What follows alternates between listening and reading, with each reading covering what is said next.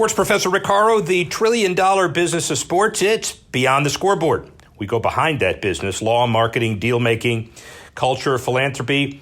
Best week of the year if you're business folks. People come out of the woodwork to take credit for this week. Super Bowl 53. Who's playing? We all know who's playing. It's the old guard, Tom Brady, and the new guard, Sean McVay, and the upstart upstart Rams, who are moving into their new stadium in the next 2 years with a great team and a great legacy. How about all of that? But we'll talk about that as well. Super Bowl, Super Bowl, Super Bowl. If you want to look at all of the issues relative to a freezing cold Super Bowl, look at CSN Washington and Rick Horrow at Rick Horrow, horrorsports.com. Subscribe to us on Apple Podcasts. Look at us on Stitcher, Google Play, Audio Boom, iTunes feeds. All of that stuff relative to one thing. It is time for the Super Bowl business. It's cold, by the way. It'll get colder. I'll be here all week, and I'm a Floridian. We kind of forgot that Atlanta still has the opportunity to be cold. Remember the last Super Bowl here at the old Georgia Dome? A huge ice storm, which paralyzed the city. Not as bad as the ice storm in the Dallas-Fort Worth area, which left a permanent legacy on that Super Bowl. But this one was pretty bad, although it was middle of the week, not the game time itself. The bottom line is we are ready for a heck of a show in all aspects.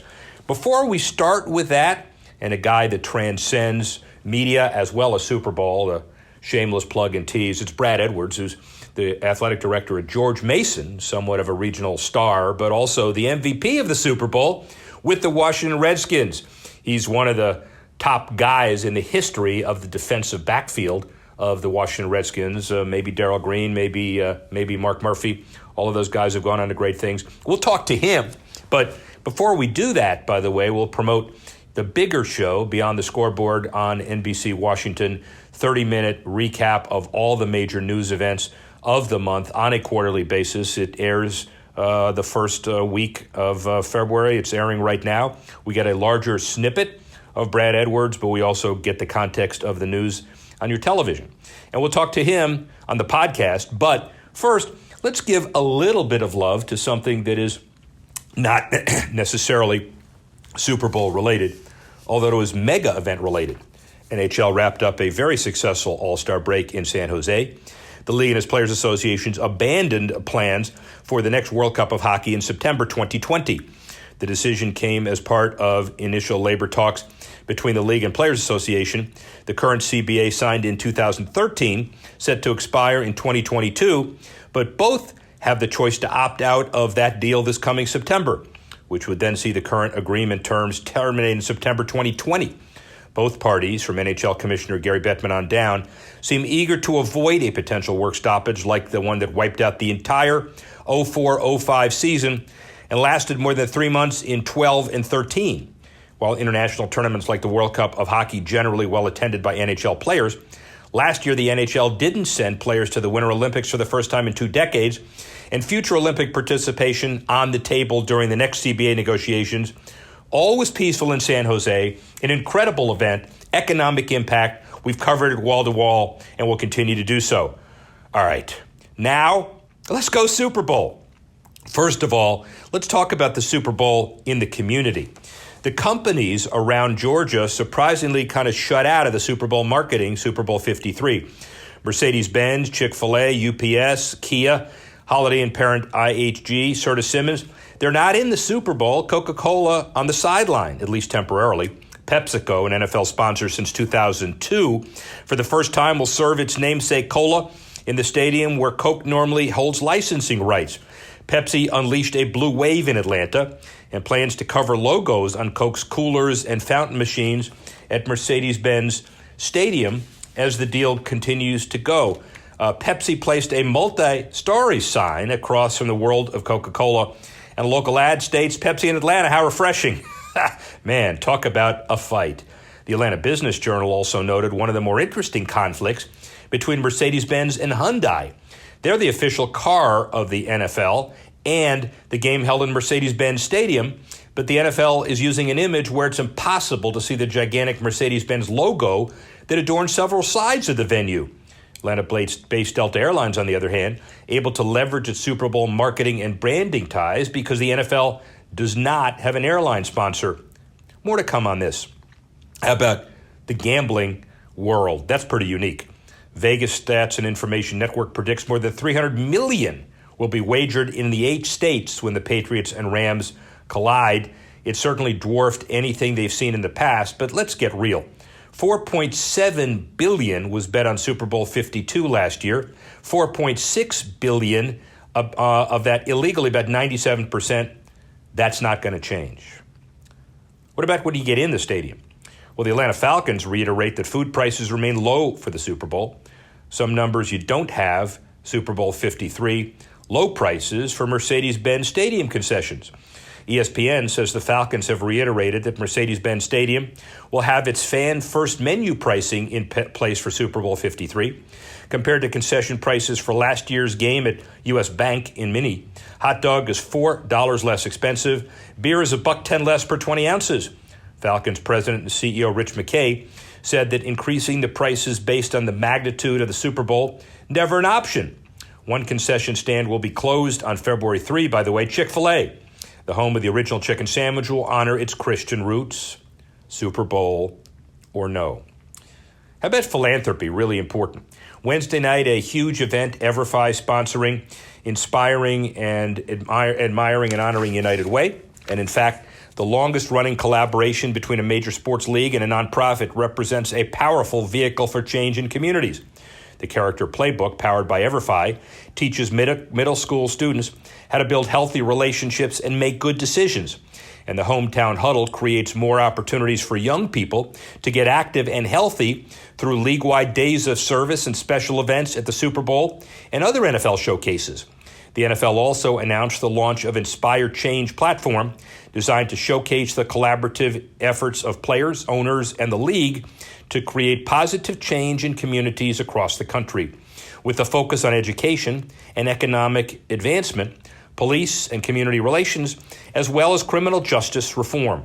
And as part of the league's ongoing commitment to social justice, the joint NFL Players Owners Working Group recently approved 2 new social justice grants focused on 3 priority areas, issued to Big Sisters, Big Brothers of America, and Operation Hope.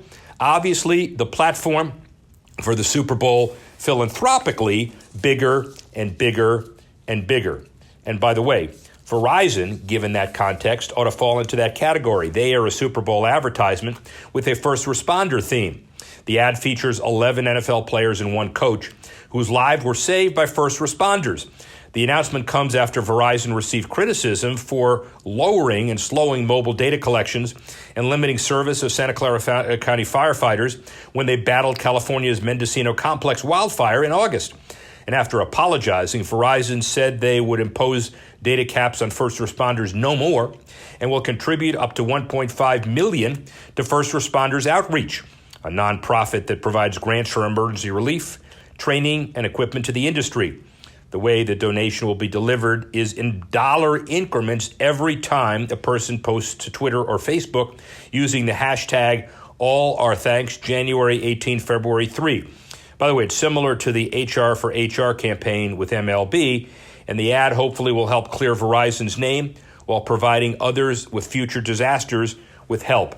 So very clearly, the Super Bowl does a lot philanthropically, providing platforms for all, and also giving people opportunity to rewrite and reinvent history. That's where Brad Edwards comes in. He's the 5th athletic director at George Mason, and he came in on July 1 of 2014, a 5-year extension last September. He did a naming rights partnership with Eagle Bank. He's done a deal with Viviture Sports, a training and software company. He gets about $6 million in gifts from corporate donors. He's obviously a major player in the industry of athletic directors. But how about this? He started in that area with University of Jacksonville, an assistant at South Carolina, Newberry College, diversity, commonality, and obviously stepping up as he never did before. But I bet you didn't know this. In 1977 through 84, Mark Murphy was a big hero defensive back in Green Bay, with the Redskins. Then he went to the Northwestern University athletic directorship, and now he runs the Green Bay Packers. Brad Edwards 1988 to 1997, a Redskin All-Pro, MVP, Super Bowl in his ninth season, 122-game career, 589 tackles, but he was drafted in round 2 by the Vikings, and he never imagined an athletic directorship like this. So in honor of Super Bowl 53, in honor of the Redskins, in honor of George Mason, and in honor of the stepping stone that football provides, here's Brad Edwards. Rick Horrow, we're here at a Redskins game, a South Carolina University game. No, we're here at George Mason game. Right. Brad Edwards. We can go to Columbia if you like. No, we're not. We're going to stay right here. Brad Edwards, athletic director. Beorge Mason, thank you very much for being here. It's great to be here. Really appreciate it. So, and I like my alma mater, by the way. and you've been in so many different places, but I know that your alma mater will be back as well. Absolutely. You know, the bottom line from your perspective is a hearty congratulations. You signed a 5-year extension through 2023. You started here in July of 2014. You certainly earned your stripes, but there is a value and a virtue and stability, is there not? Absolutely. And knowing uncertainty is not a bad thing, and certainly in sports and in life. And so it's this is an amazing university. It's one of the fastest growing universities, certainly the youngest in the country to be a Tier 1, your top 100 research universities in America. So it's an amazing university in a great area and a wonderful place to live, and it's obviously in the backyard of the place that I had a great experience with the Redskins. Well, clearly, and you've had the ability to understand sports from a number of perspectives. We'll get into all of them, but let's first talk about the George Mason magic. 4 plus years you've been here. Correct. $20 million in revenue. You've done a deal with Adidas. You did a deal with Eagle Bank that borders on $15 million. You got nearly $6 million in donations. Which came first? How did it all happen? And kind of give me the chronology. Yeah, and some of it and to be truthful, is a little bit of low-hanging fruit. I think the first thing that really happened for us was the Eagle Bank partnership, and they had shown some interest before I got here. The sides were way off. And I felt like a middle ground was really a good place to go, and was in my mind and in my experience was probably more fair value. And so I essentially went to the president, said, if I can get Eagle Bank makes a lot of sense for us. In this property makes sense for them in my mind in this market. If we can get them to this number, can you help me get this through? We have a lot of bankers and on the board and that sort of thing, and so. He said, yes, I met with Eagle Bank, and it literally was about a 30-minute conversation.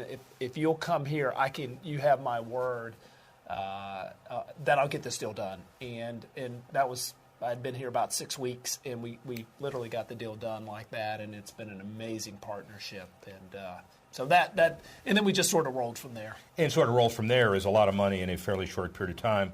And so give me your perspective on raising dollars, raising credibility, raising awareness in a very crowded D.C. sports market. Yeah, it really is crowded. And but from a higher ed perspective, you got to know who you are, what you add, and the value that you bring to the conversation.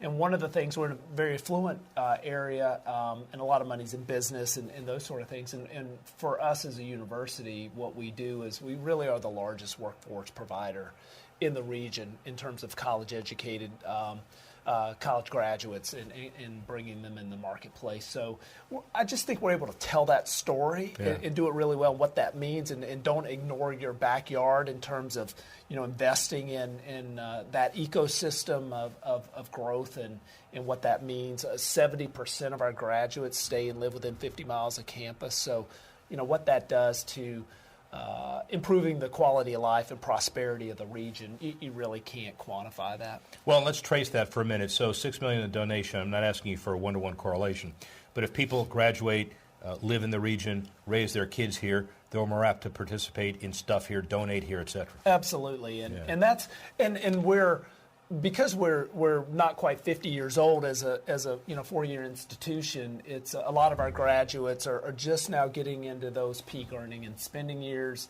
but they are giving back, and our largest groups of alumni are really our youngest, and so it's it really is that what you know exactly what you said. They're going to give back. They're attached, and they have an emotional attachment to the university. So your success in dealing with what an AD has to do, a lot of it's based on your, just asking, celebrity as a Redskin, business acumen, prior athletic department experience, or Darryl Green? All the above. All the above. You have to know what assets you have. You got to bring them to the table. Then you have to hire better people than yourselves. And he's still faster than you, by far, right? I don't know. I think I could take him now because I could mandate a 5-yard lead by the boss. And so where I used to work for Darryl, it might be the opposite now. But it's I get to walk in with a Super Bowl ring. Unfortunately, or fortunately, I have a guy in the office that has a Hall of Fame ring. Yeah. And is really. But you tag team very well, I understand. We really do. And Darryl is. You will not find a better ambassador for sport and for your university than Darryl Green. It's just been amazing. So, staying in the boardroom, let's talk about legacy a little bit. It's now been 13 years since the Final Four appearance. But when you look at some of the numbers that people try to quantify that amazing run in 2006, talked about right immediately after a raise of about $100 million more in revenue, 53 licensees from 38, and on. What do you feel is the lingering effect of that 2006 run? It's absolutely brand awareness. And we've had 2 Nobel Prize winning faculty members here at the university, and the president will tell you, and that's important, and we need more. Did they play in 06? They, if they could have helped us, we would have figured out a way to bring them into part of the conversation, the calculus. But the president will tell you he's amazed at how many times he goes out and somebody brings up the Final Four. It just has that lasting legacy to it, and it had a tremendous impact on the university. We've grown by well over 1,000 students a year since that time, so it really has been hard to. The early 2-year measurement was about $700 million of impact. A lot of that media exposure, but. In terms of just the brand awareness in our market and nationally, you will never really be able to quantify that. Some people say you like some moment in time in history, you come in, you ignore it. You would say embrace it. Absolutely. Yeah. No, I'm all about embracing your history, and I think that takes confidence to do that. I think people who run from that, particularly when they come in on the back end of it, are just need to take a little bit of a step back and gain a little confidence from it. All right, let's talk about the A10. Since you've been here, the numbers say 11 conference championships, but you have in your information, which I find compelling, 129 Provost Scholar athletes and 251 honor roll awardees. How do you balance academic and athletics so successfully? Well, we always start with the fact that we're in the education business. Yeah. I mean, we're in even sport. I mean, I like coaches. I kind of start out hiring with who's the next Joe Gibbs in whatever sport, because that's what he did. He taught. Dave Paulson's like that. He's a teacher first who's going to teach life, and then it's running. Right behind that is an incredible passion to try to win games and be successful on the court. So it really starts with everything we do, and that's our mission as a university. And it shows. All right, so segue into Redskins. So it's 98, and you're 54th player drafted by the Vikings? Yes. And it's round 2. Did you ever imagine 20 years later you'd be the athletic director at a school? No, and even more so here, and going back to Darryl Green, during the off seasons with the Redskins, we would come over here and train on the track right outside of our office here at George Mason. The first day that I was at Redskin Park, I was about to walk out the door that afternoon after we had meetings and on-field practice. Darryl walks up and says, "Where are you going?" I said, "I'm going to go try to find a track." He said, "We all go over to George Mason, use their track, and there's a hill over there," and that's how I got exposed to this place. So there's a little bit of ownership here that both of us enjoy and feel for the place. Well, you certainly left your mark with the Redskins as well, being MVP, the Super Bowl and all. How did being on that island in the defensive backfield prepare you for life here? Well, it's very much the same feel. Yeah. You're on an island as an athletic director, and it's only getting more island. They don't pay him enough, ladies and gentlemen. Here's a ploy for some more dollars. Yeah, liability has gone up for athletic directors and college presidents, for that matter. Yeah, right. Let me say that much. So yeah, just great preparation in terms of managing, the stress and those sort of things. So, your 9 seasons, 122 games, and 589 tackles, by the way, and then you're figuring out your transition out of from NFL, but you're actually doing it in the middle of the time because you're working for Equitable, you're doing stuff for Merrill Lynch and IMI Resort Holdings as well, equity, finance. What gave you the discipline to say, I better start doing this now?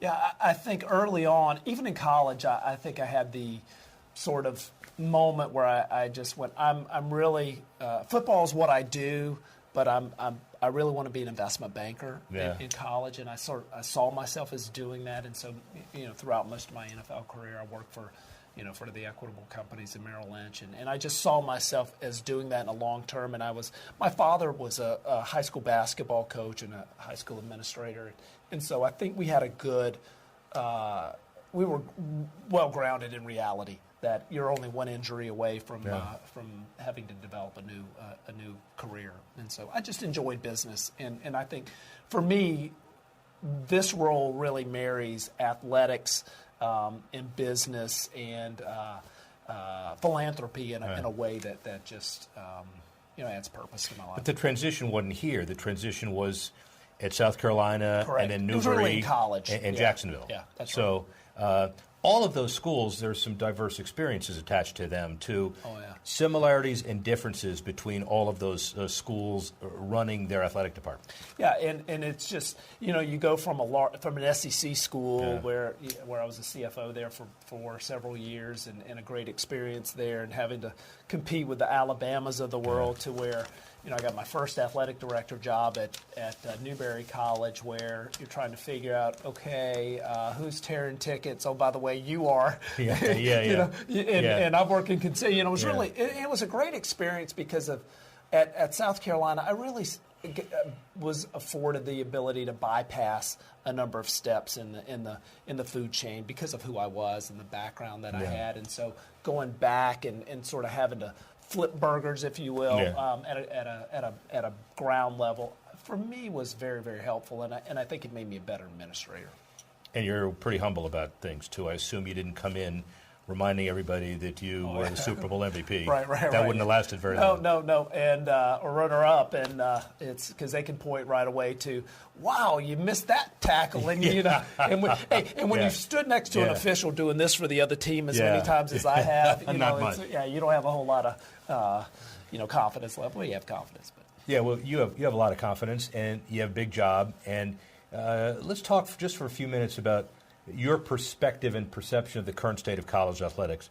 Give me a 30,000-foot general answer first. How's college athletics today? Yeah, I think and it's very healthy. It's grown tremendously. Obviously, the viewership and the interest in what we do, particularly in major college basketball and college football, has just it's been a meteor. It's grown so much, and college football is easily one of the top most popular sports now in America, and so that interest I don't see going away anytime soon, and it's fueled so much by the institutional equity and goodwill that institutions bring to it in terms of the name that's on the front of the jersey as opposed to the name that's on the back. And I think for me, I really realized that as a college student that's really what most of these people are coming for, and to see that grow and develop. No, I think it's very healthy. Education is still at the core of what we do. I think that's when you get into pay for play. That's where a lot of the presidents are of the mindset. While we may be making money, we're also borrowing a lot of money. Mm-hmm.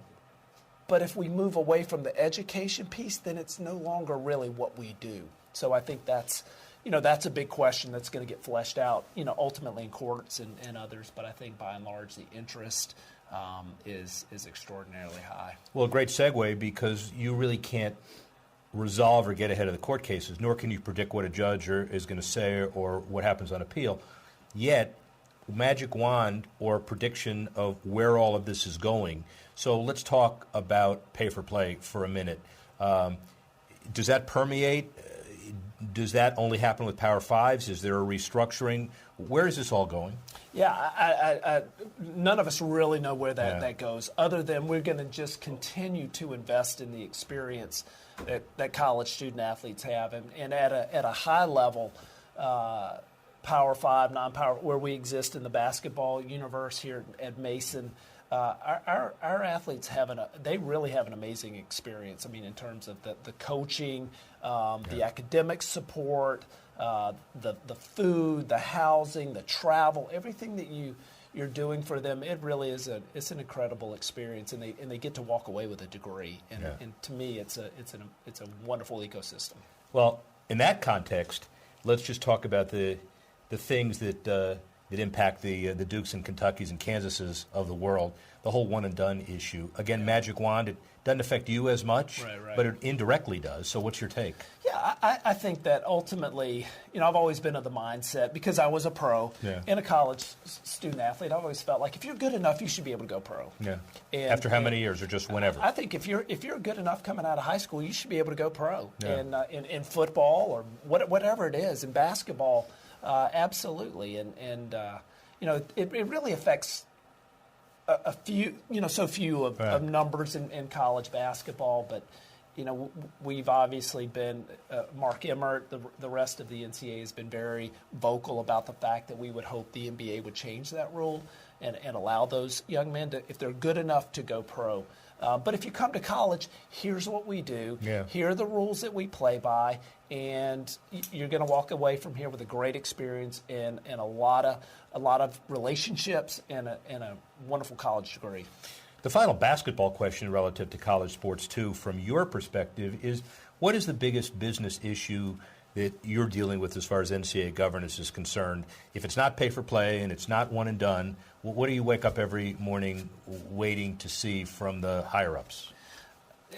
It's really just we're all kind of sitting watching these sort of cases and how they may affect your business model, whether it's right to likeness or pay to play, those kind of things. So, and outside of that, you kind of put that on a little bit of a shelf, and then everything else is thinking about access to capital to grow, and how do I find the next dollar to get ahead and compete with, in a marketplace that's very competitive. The beauty of dealing with a businessman first, ladies and gentlemen, and an athletic director second is his segues are so good, he's kind of next asking the question. I'm running the tall sweep. Yeah, you are. Tall sweep. So, access to capital. Are you ever going to bring in football? We haven't said never. Okay. It's what we can't do or won't do is if you build it, they'll come, or allow it to be a zero-sum game on current resources, with our current capital structure here. So if the resources were to show up in a way that were meaningful, for us, we take a look at it. Football does so many things for an institution. I mean, even taking into account cancer research, there are very few things that can broaden a university's base of support beyond its current alumni base. Very few. Football has done that, and I think higher ed really owes it a debt of gratitude over the last 100 years for what it's done from that perspective, let alone the hundreds of thousands of young men who got college educations or college degrees from these very elite institutions where they would otherwise never have gotten in. So it's done a lot of great things in that regard, but it is the upfront costs are, in a industry that's as competitive as telecommunications, as energy or anything else. It is no one's taking their foot off the gas at the highest level. And then from your other perspective, what kind of obligation or responsibility do you have to field as many men's and women's sports as you possibly can and show a diverse series of options for your students? I mean, and that's one great thing about what we do is that we are in an arena of diversity where we get to interact with people from all different walks of life, socioeconomic backgrounds and races and countries all over the world, and it is something that I've always valued and found very, very rewarding. So, we're not at this point, because of our business model, we're not really looking to grow our number of sports. We're looking to make the ones that we have more competitive and provide a better experience for the student athlete. Good answer, right answer, I'm sure. But that's the only way you could deal with the situation, by keeping an open mind.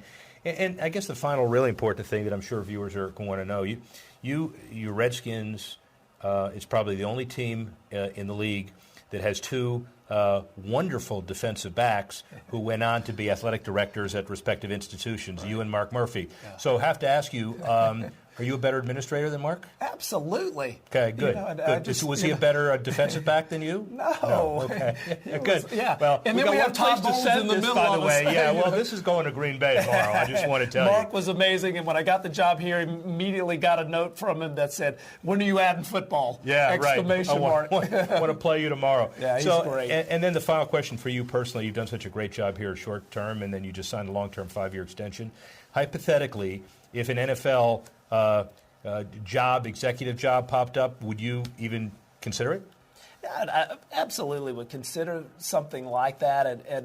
But the problem is we have such a great life that I mean, I really, within Division I have one of the best jobs in Division I because it's a great institution, an exciting institution.